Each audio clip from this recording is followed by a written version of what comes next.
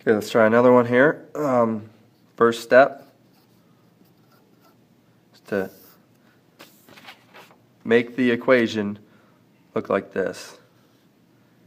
Ax squared plus bx. So you want the x squared term and the bx, or in the x term, to be by itself. So do whatever you have to do to get that by itself. So in this case, all I had to do is add 8 to both sides. So we have x squared plus 6x. Now, I know I'm going to do that trick where I'm going to add something to both sides, so why don't I just do that right off the bat. So 0 plus 8 is 8, and I know I'm going to have to add something to both sides. Now, what do I add to both sides? Well, it's just b divided by 2 and square it. So take half of b and square it. So in this case, it's 16 divided by 2 squared. So 16 divided by 2 is 8. 8 squared is 64. So what that does is this makes this a perfect square, hence the term completing the square. So there we go. We got to think of what squared would give me this trinomial. Over here we can just put these two together to get 72. So think about it. What's going to make 64 in this case? And if you think about it, 8 times 8 gives me 64. The other thing too is after we do this so many times, what you'll find out is that this right here is always going to be x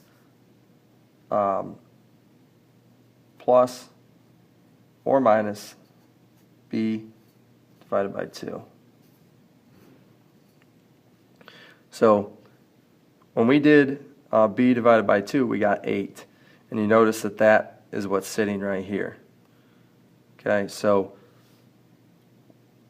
b divided by 2 is actually going to end up right here. Also, that's another way you can think about it. But don't forget, this is just factoring this. We're factoring it down into a perfect square.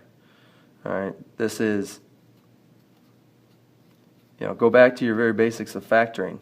Two things that multiply together to get 64, 8 times 8, but add to 16.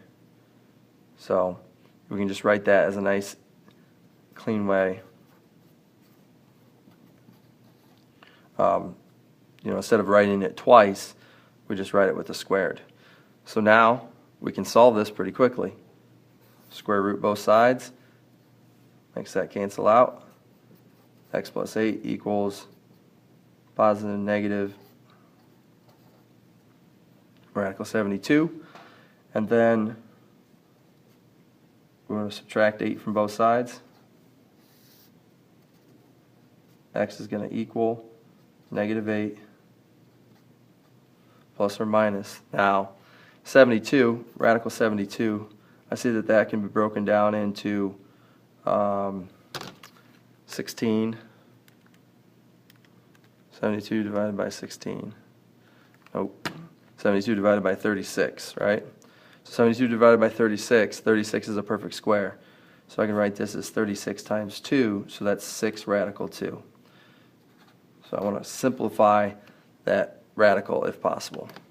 So there's my exact solution. If I wanted the decimal answers, or my estimations, so I would just do negative 8 plus 6 radical 2, 0.5, negative 8 minus 6 radical 2 is negative 16.5.